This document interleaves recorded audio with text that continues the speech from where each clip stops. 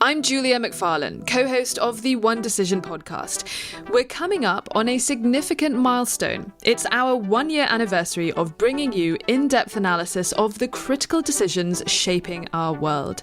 To celebrate the occasion, co-host and former head of MI6, Sir Richard Dearlove, and myself, will answer questions submitted by you, the listeners. Spies are usually pretty tight-lipped, so don't miss the chance to write in. Your question might even make it onto the podcast. For more information, head over to onedecisionpodcast.com.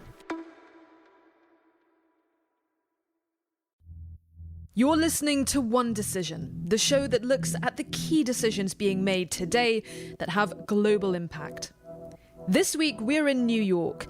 As world leaders converge here in the city for the United Nations General Assembly, all eyes are on Moscow. President Vladimir Putin yesterday announced a partial mobilization in order to support troops after the Russian armed forces have suffered a series of major setbacks in the war against Ukraine. In a television address to the nation, he said that Russia was being threatened with nuclear blackmail by the West and was using Ukrainian soldiers as proxies to attack his country. Defense Minister Sergei Shoigu followed, saying that up to 300,000 reservists could be called up, people with relevant military training and experience. Should Ukraine be worried about a boost in Russian troops? How achievable is it to have a fighting force of 300,000 after all the Russian losses so far? Well, joining us to answer those questions, Shashank Joshi, the defense editor of The Economist, formerly of the Royal United Services Institute, and of course, Sir Richard Dearlove, my regular co-host, the former chief of MI6. Shashank, I want to start off with just the lay of the land and what has been happening, particularly to Putin's position before he made that announcement. A week ago, it was a summit of the Shanghai Cooperation Organization in Samarkand in Uzbekistan. And what we saw was Putin being really quite roundly humiliated on the world stage. I mean, we saw every leader who he met with kept him visibly waiting ahead of their bilats. And there was this crucial face-to-face meeting he had with China's President Xi, which saw him being forced to go to the hotel where the Chinese delegation was staying. And he seemed also obliged to acknowledge that China had expressed questions and concerns over the war in Ukraine. And then he said a few similar things after his meeting with India. And then we actually had the Indian Prime Minister Narendra Modi say that I know today's era is not an era of war, and I have spoken to you on the phone about this. Quite a public smackdown from Putin on many sides in that summit last week. At the same time that was happening, Ukraine obviously conducting this lightning offensive to take back some of Russia's gains in the east, making incredible advances in the Kherson and Kharkiv regions. We saw thousands of Russian soldiers deserting their positions, abandoning their equipment. Meanwhile, the Russian government described it as a strategic regrouping that received a lot of mockery online.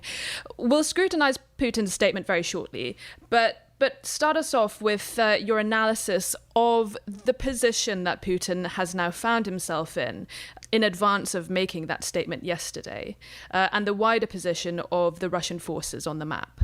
Well, Julie, you've summarised his geopolitical predicament better than I could with that little tour, but I would just take a step back and reflect on the meaning of his setbacks in Kharkiv in the northeast of Ukraine. It was, of course, a humiliation unto itself to lose several thousand square kilometres, to have your front lines collapse. But I think the real significance is that it puts his position, his military position in Donbass, which is, of course, made up of two provinces, Luhansk province and Donetsk province, immediately to the south of Kharkiv, in jeopardy. The loss of the town of Izium, which was a rail hub, means that he can no longer attack the key towns of Slovyansk and Kramatorsk. These are two critical towns in Donetsk province, which means his offensive options to capture the entirety of Donetsk and therefore the entirety of Donbass is in some doubt. And not only that, but his existing territory, the stuff he captured at enormous cost in casualties, in Russian blood over the summer in Luhansk province. And of course, listeners who are even vaguely acquainted with the Ukraine war will be familiar with cities like Severodonetsk, which was bitterly fought over back in June. Those are now also at risk. Indeed, in the last few days, as we record this, we have seen the Ukrainians push into a settlement in the edge of Luhansk, putting his position there at risk and denying him the ability to say he controls all of Luhansk. So if we reflect on the reasons for that, I'm sure you spent a lot of time on this show discussing Russian military deficiencies, but one of the big ones is a shortfall of manpower, a lack of men. It was a lack of men that meant when the Ukrainians attacked in the south, in Kherson province, that the Russians had to make a decision, and they reinforced the southern lines with their best troops from the VDV, the Russian airborne forces. That opened up gaps in the line, which were held by militia from Donbass and by Rosgvardia, which are Russian National Guard units in Kharkiv. And Ukraine identified those weaknesses and ruthlessly exploited them. A loss of manpower has been the central Russian problem for many months. And therefore, that brings us to this announcement, the desire to mobilize 300,000 fresh men, former reservists with former military experience, and just as importantly, I should say, as we saw in Putin's announcement yesterday, effectively a stop-loss policy to force contract professionals to stay in the army beyond the end of their contract. That is all designed to plug the holes that caused these various issues on the battlefield. Right, and Putin's decree saying that that military service citizens who are in the armed forces reserve can be called up, and then that follow up with the defense minister Sergei Shoigu, who gave a few more details, that obviously sent shockwaves around the world. Up to 300,000 citizens could be called up to serve. Is that an achievable number for the Russians to mobilize? Firstly, it's about 1% of their overall available reserve on paper, which is 25 million or so. And to put it in perspective, every year they conscript 200,000 men in part of their annual conscription drive more than once a year. So they can handle those numbers. However, there's a huge but to this. Who is going to train these forces? They have some prior military experience, but they need refreshing. The officers and professional enlisted men that would normally do that are to not put a too fine a point on it, are either dead, hospitalised, or busy doing other things on the front lines. Who is going to equip these new formations? Because Russia has lost huge amounts of kit. I checked yesterday afternoon, and I think the figure was somewhere in the region of 1,100 proven losses, proven by images on social media, the true figure likely being higher than that. And this is purely tanks, armoured vehicles, many, many more. And who is going to officer these new units? Because, as we all know, 1,000 men tipped onto a railway platform is a rabble. It's not an army. It's not a battalion. You need officers, you need structure, you need leadership. So they can get the bodies. Can they get these organised in shape? I think that's the big doubt over this. Richard, that announcement and that figure of 300,000 obviously sent shockwaves around the world, and it very quickly was the top item on the agenda at the UN General Assembly here in New York. Part of Putin's speech mentioned that this is military veterans who have prior experience. Shashank points out, actually, how long is it going to take to train these people? Where are you going to identify the leadership in order to direct an effective fighting force? The world was shocked by that announcement, but is this the Red Army of yore, or is this more Russia's dad's army? Well, I think one of the enduring experiences of my professional life, and Shashank will know what I'm talking about, it's very easy to announce things. It's the implementation of, your announcements. It's the implementation of your decisions which count. And I think Shashank's outlined, the massive problems, the massive logistical problems, the training problems, the equipment problems. I think that what we've discovered as a result of the war in Ukraine is that the Russian military at the moment is in a parlous state. For some reason, it's been allowed to run down. And I think some of the people I know, I trust in terms of sort of understanding Russia, saying one of the huge corrupt problems is corruption at the local, regional level. So if you look at the military, and a lot of this material was in store, probably it wasn't properly maintained. Money that was meant to be spent on the maintenance of equipment was going adrift. I mean, simple things like, the tires had rotted, or the gearboxes hadn't been oiled because maybe the money that was intended to do this, or had been diverted into the pockets of local officialdom. I mean, something clearly is fundamentally wrong, and I think for Russia to recover itself is going to take more than Putin sitting down mobilizing 300,000 men. I think one of the factors one must take into consideration, and Shashank's comments have sort of illustrated this, is Russia has huge and formidable strength in depth. But how do you project that strength in depth onto the battlefield as an efficient fighting unit? And, what we've discovered also is that the Russian military, confronting, let's say, a NATO-trained army with different equipment, has come off very, very badly indeed. And they haven't yet solved that problem. And I don't see any signs of them, solving it quickly. I mean, time is on the Russian side. So if they can delay the war, if they can spin it out, maybe in a year's time, things would look more favourable for the Russian militarily. But at the moment, they look pretty disastrous. Shashank, you point out very correctly that a bunch of soldiers without the officers to lead them is a rabble. They need leaders, and they need leaders who have military expertise. We've seen a lot of senior generals being killed on the front lines in Ukraine. Russia's main problem, it may be fair to say, is that their military strategy has been pretty lousy. But recently they have been making some logical moves. The New York Times reported in the last few days that they've been blowing up some Ukrainian pontoon bridges in the Inulets River, which apparently supply key routes to Ukrainian positions. Now, if the Russians make smart choices, could they reverse the Ukrainian gains recently, and could they move towards a secure takeover of the eastern regions? And if they do, will they have the capacity to defend that ground in terms of their manpower, but also the supplies, the fuel, the ammo, the tech, the food needed to support those soldiers in those positions? I think the short answer, Julia, is no. We have to bound that judgment, of course. Let's call it the next 6 to 8 months, perhaps even the year ahead if I'm feeling bold. But I don't think the Russians have the offensive capacity to do that, or, as you say, to hold the ground. This is partly a manpower issue. You can get reservists, you can get these people in, but they're feeding them into the battle piecemeal to hold the line. They're not keeping them aside, forming dedicated offensive units, training them for months, building them up into a strike force that can then punch through Ukrainian lines. It's partly a logistical issue. The Ukrainians have been making very intelligent use of HIMARS. Of course, the American supplied rocket systems to take out Russian ammunition depots, and we have seen that manifest in a fall-off in the rate of Russian artillery consumption and usage as a result of this. And I think it's also a sort of ponderousness in command and control.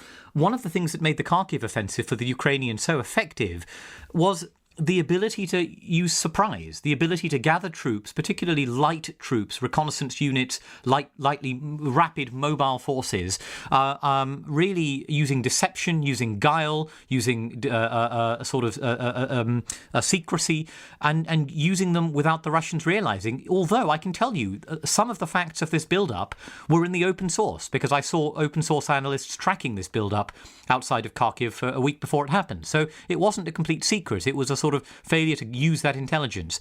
For all of those reasons, I think the Russians will be on the defensive. I would put a, sort of 10% probability on the idea that the Russians will be able to make similar sorts of gains that the Ukrainians have made in Kharkiv in the next 6 months. I would be shocked if they were able to do so. I think the more realistic scenario is a collapse of the Russian flanks. We've seen a collapse of the Russian right flank in Kharkiv, and I think we could see a collapse of the Russian left flank in Kherson on the west bank of the Dnieper River, where Russian means of resupply are being cut off. It doesn't mean that they won't be able to make some grinding gains in Donetsk, where they've been squeezing and grinding away at Bakhmut, a city in Donetsk province, but it'll come at substantial cost, and it's not going to be a breakthrough. It will be a grinding, attritional advance. Fascinating.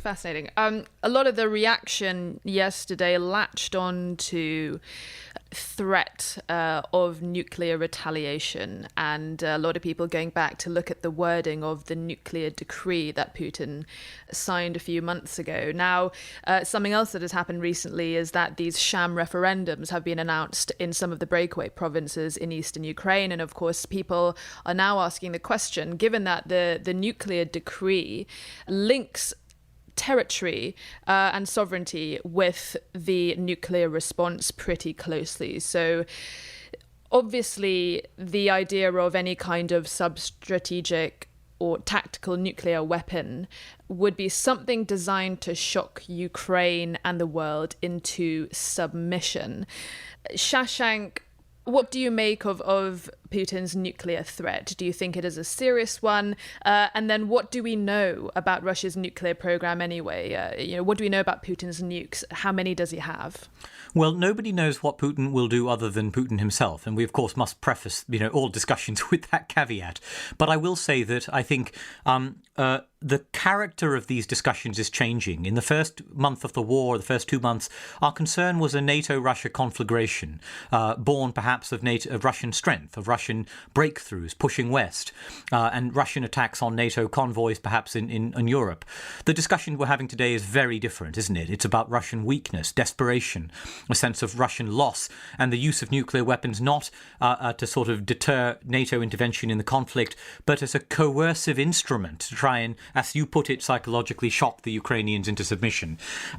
Now, we must take it seriously because desperate leaders do desperate things, and it's possible that Putin perceives loss on the battlefield in Ukraine as tantamount to, or as a precursor to, the loss of his regime and the instability of his regime. And we must remember that bond in the mind of an autocrat, which we may not be able to perceive from our vantage point of our nuclear doctrine and our way of looking at these things. However, I will say what's very important is that Ukraine has struck Russian territory in the course of this conflict. It struck Belgorod with helicopter attacks, with missiles. It struck Russian claimed territory in Crimea with special forces raids, with loitering munitions and so on. That hasn't provoked a dramatic escalation despite Russian threats to do so. So we must take Russian threats, in my view, seriously, but not always entirely literally, because that is, of course, the effect that Mr. Putin wants to have in us. He wants to instill that fear in us and to paralyze us and to make us temper Ukrainian attacks on their own soil, which I think would be a mistake. As a factual coda to that, Julia, in answer to your question, the Russians, of course, have roughly similar numbers of strategic weapons, that is intercontinental ballistic missiles and the like, as the United States. If you count deployed and non-deployed warheads, including those in reserve, we're talking well over 5,000. But if you count deployed ones, we're talking far short of that, a far smaller number. But Russia, I will say, has an advantage in what we call non-strategic nuclear weapons, or what in ordinary parlance we'd call tactical nuclear weapons, of shorter range, typically of lower yield, and it's those sorts of weapons that we're discussing when we talk about Russian use in Ukraine. Potentially, for example, a demonstrative strike over the Black Sea, a strike on Snake Island, or a low-yield weapon against a military base. Those are the kinds of weapons we're talking about, and Russia is estimated to have many thousands of those in its possession, delivered by sea, by cruise missiles on land, and by air as well. A tactical strike over the Black Sea, it seems like that could be maybe the first tangible physical step of escalation, and a terrifying thought to consider. Richard, Shashank says absolutely correctly that Putin, by all accounts, is increasingly desperate. Now, you made the prediction a few months ago on our podcast that you thought that Putin would be shuffled off to the sanatorium by the end of the year. Let's revisit that prediction. Do you still think that's going to be the case? You've got a few months left to go. Well, I think in terms of scenarios for Putin's demise, if this were to happen, I mean, of course, it's a guess. We don't know. But there's no question, I think, that Putin has some sort of illness. Now, is it terminal? Is it serious? I was actually talking to someone earlier this afternoon, and I was speculating it's Parkinson's. Well, Parkinson's can last for a very long time, and you can continue to function, or it can gallop and suddenly kill you. So, it's very difficult to predict. I think what I would say is, amongst Putin's inner circle, there must now be serious concern. I mean, the Russian leadership, and I've dealt with them, they're intelligent, incisive, clever people. We may disagree with them fundamentally at the moment, but they must realize that they have got themselves into a parlous situation by, their special military operation in inverted commas. It's not happened at all as they set out, as they surmised. It was meant to bowl over the government within a 10-day, 2-week period before the West had even thought about it. And, they're literally an internecine war. This is a bit like a civil war. And we all know that, wars of fratricide are the most deadly and uncompromising. So, in a way, Putin is heading, into a dead-end street, and it's difficult for him to turn around. So we don't know what's going to happen. But, I would suggest that there must be serious questions being asked amongst the Russian elite. Now, I'm using the term elite because I'm not saying amongst the Russian leadership, as to, how they're going to get themselves out of this mess. And the Russians are, it's a great nation with a great cultural tradition. They're brilliant chess players. There's all sorts of considerations that must be going on in the mind of the Russian elite in, as it were, concentric rings around the Kremlin. And there's no question that the inner ring that Putin trusts is probably pretty isolated at this point in time. So I do, favor some outcome which is the result of a very, very brittle structure which cannot, because it doesn't have the mechanisms, handle political change. Brittle structures break at points of stress. And I'm not going to make a detailed prediction, but I still think that Putin has a date stamp on him. I can't read the date, but I'm prepared to make a guess. So I'm not going to completely back away from my prediction. Julia, can I add one point to that? Yes, of course, Shashank, please go ahead. I just want to say that on that, to reflect on that inner ring, there is, I think, amongst sort of a hope amongst some people that the inner ring will itself turn. And I do think it is worth reflecting, as Sir Richard says, it's very isolated, right? If you look at the people around Putin's war cabinet, who are these people? It's a group of aging securocrats, right, who have been in their positions for a very long time. You have Nikolai Patrushev, you have Alexander Bortnikov, the head of the FSB, Sergei Shoigu, the defense minister. What's important to remember is out of these sort of, 5 key individuals in the inner circle, 4 out of 5 of them have a KGB background. 3 of them, including Vladimir Putin himself, comes from a counterintelligence background. So it really is. I share that diagnosis of brittleness and isolation. And I think there's a real concern that this group is not necessarily getting a full picture of the war. They're not necessarily getting a full unvarnished picture of their military frailties, of their casualties, of their losses, and their future prospects. And the military, perhaps like many militaries elsewhere, and not a million miles from home, sometimes tell their political leadership they can do things and achieve things that they can't, and they do conceal bad news from going up the chain. I think that's so right. And this is a question that we've asked on this podcast before. I would like to put it to you, is given that Putin's ruling clique, as you point out, most of them are former intelligence officers. A lot of them don't have a military background. How do you think the Russian armed forces and how do you think the leaders and senior figures in the military feel about the war that they are having to fight being directed by these former intelligence officers who don't have the military chops that they do, and by all accounts are executing it pretty badly? Well, I think, first of all, we must remember that Soviet military leaders have, for a long time, been kept under a tight cosh by the Siloviki and by the Securocrats. So that in itself is not new. Of course, we know from right back to Soviet, Stalin's period, the grip of the NKVD and commissars in the Red Army, and we know going forward that military coups have not necessarily been very successful in Russia. In post-Soviet Russia, they came a cropper, and that's been the case. Sergei Shoigu is perhaps in a slightly different position because, unlike some previous Soviet or Russian defense ministers, his military service is rather limited.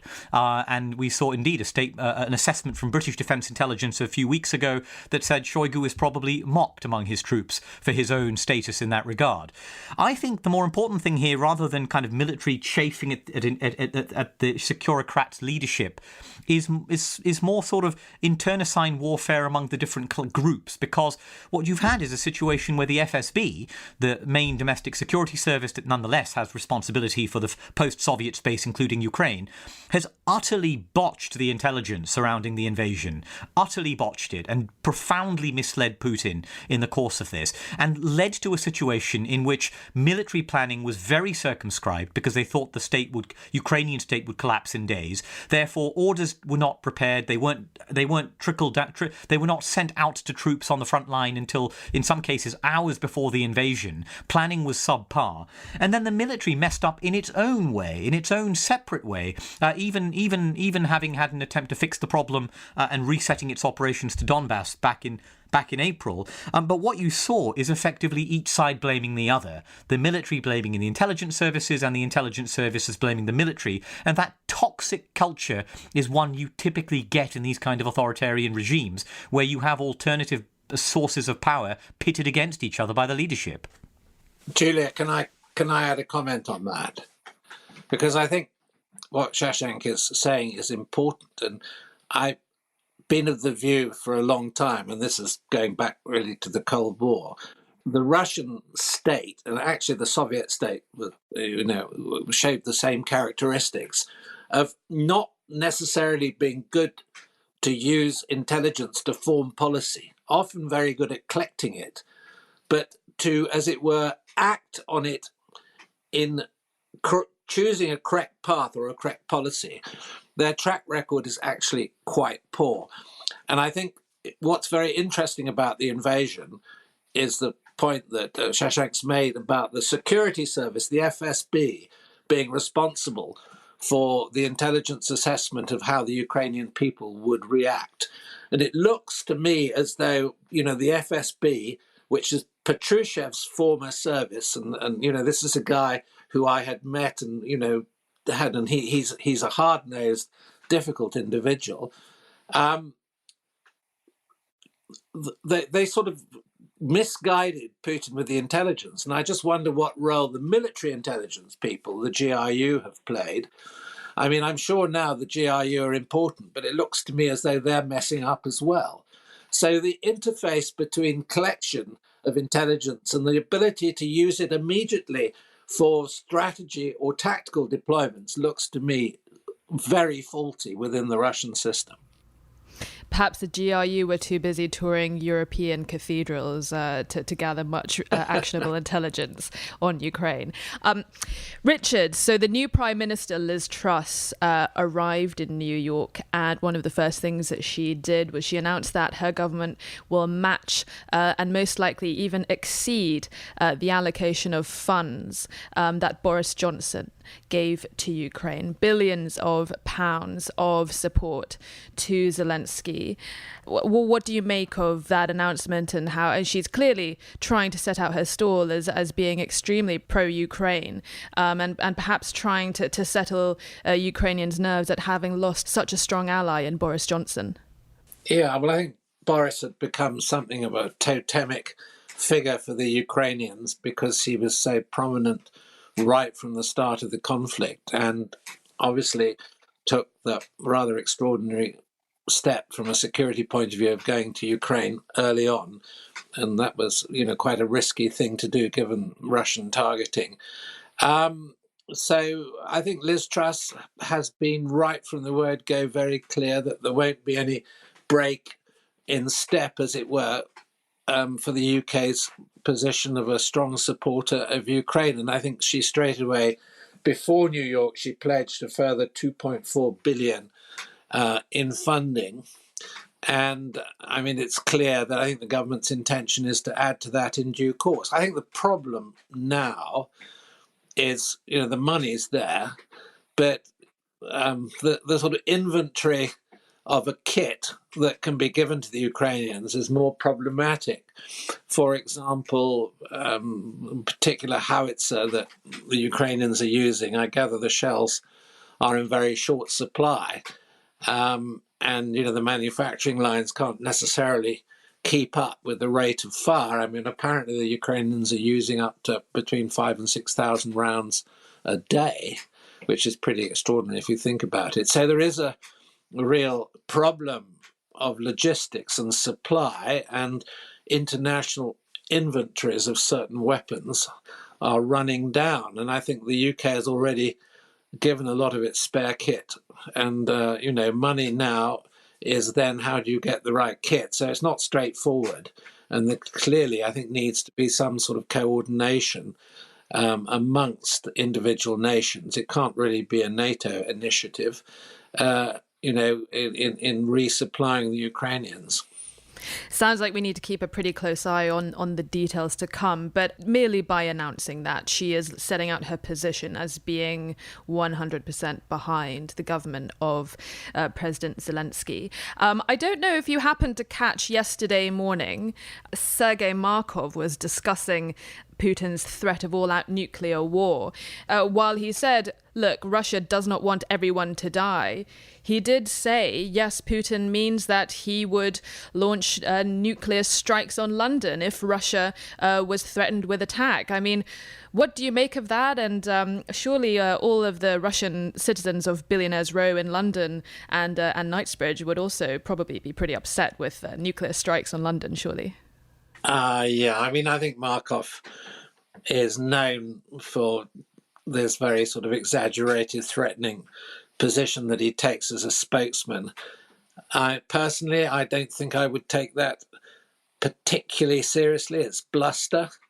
There's another commentator, Popov, who is pro-Putin but takes a much more reduced and more sensible position. I think the nuclear threat is serious and we have to take it seriously, but I think that the threat is very much in theatre and not international. And what I mean by that is, the danger that the Russians would use a tactical nuclear weapon within Ukraine in terms of trying to give themselves advantage in a conflict where things are going really, really badly for them.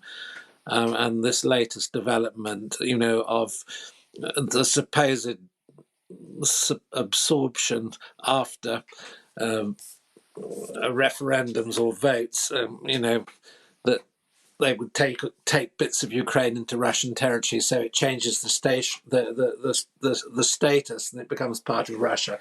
Yeah, I think I think this it indicates that things are going really badly for Putin. I mean, in a way, it's a sign of weakness.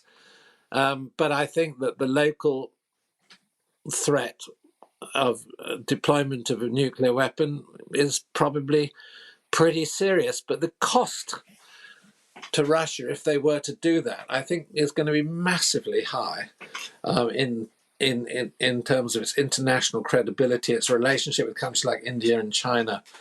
I mean, I tend really to think that the Russians will avoid taking that step, although, of course, they will threaten.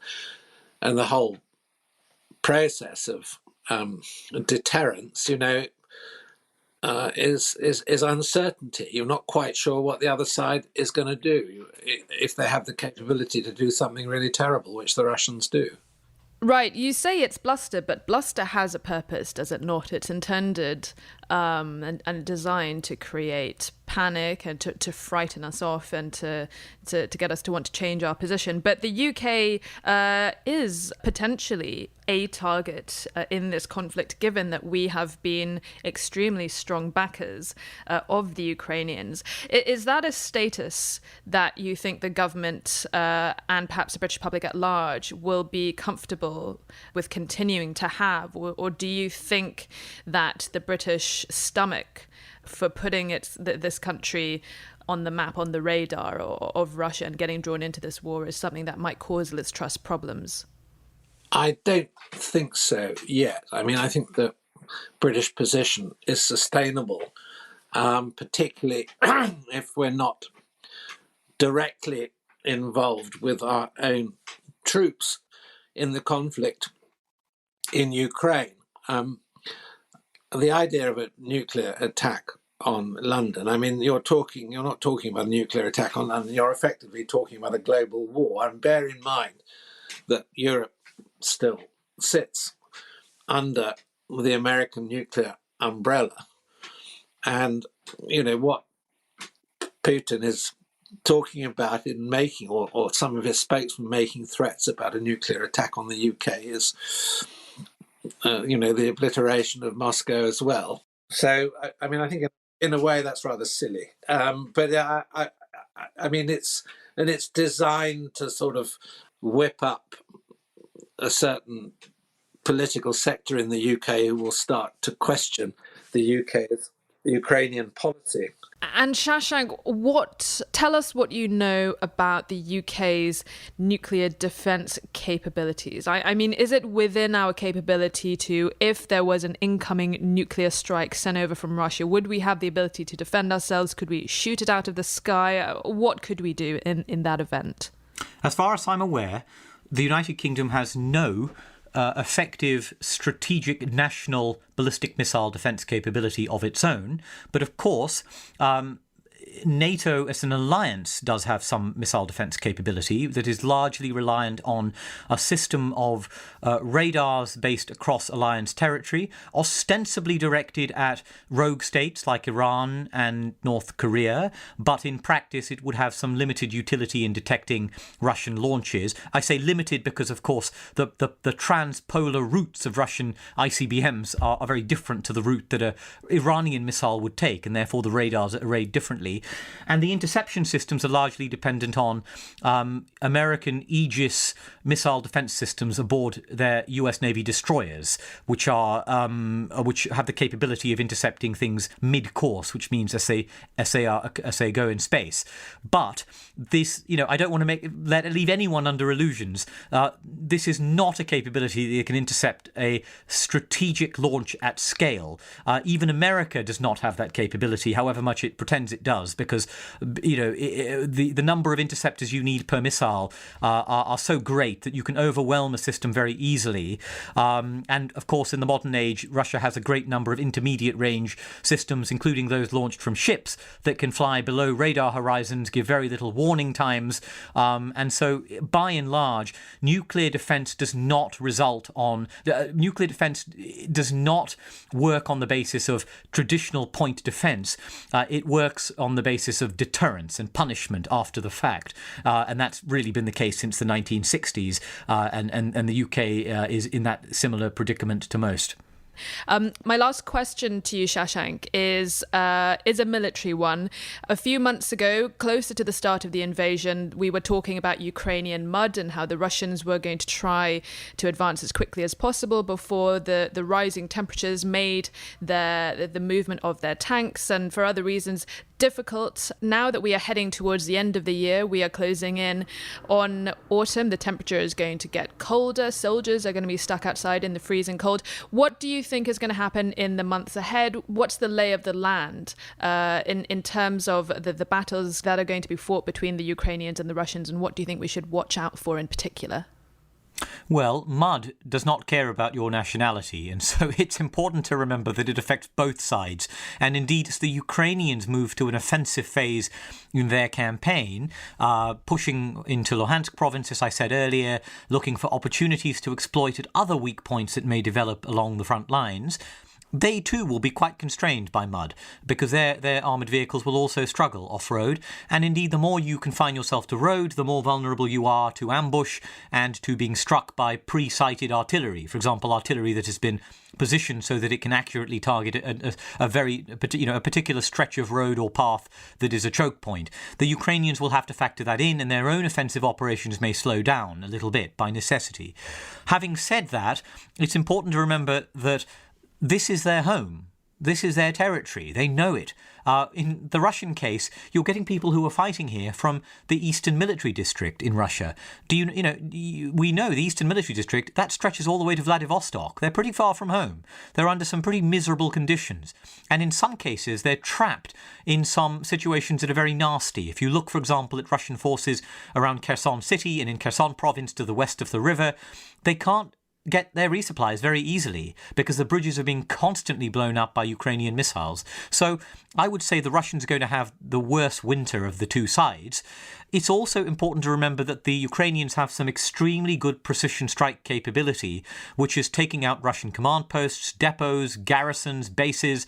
That's going to continue. That's not going to stop over the winter months. That campaign of precise attrition of strikes, what we call strikes in depth, because they're far behind the ostensible front lines, is going to continue to exact a very fierce toll on the Russian forces. That's not going to slow down. And I think the Ukrainians will stay calm and they'll continue doing what they're doing, which is building up their reserve brigades, getting training in our country, the United Kingdom, and weapons from a number of countries, looking forward to the spring, where I think they will come out with a potential advantage to use if they can find similar opportunities to exploit as they did in Kharkiv. So the winter's going to be tough on both sides, but I think it's going to be a little bit harder on the Russians.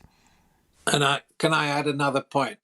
I think that the Ukrainians have a significant, because they're on their own territory, intelligence advantage.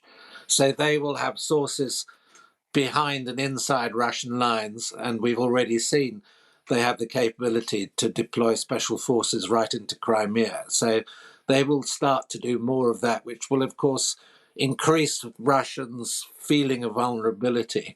It's going to be a tough winter for them.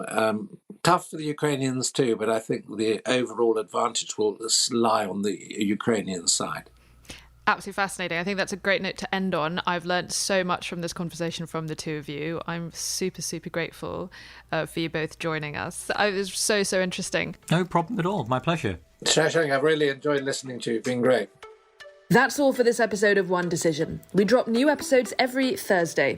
Don't forget to subscribe so you never have to miss an episode. From me and the team, thanks for listening and see you next time.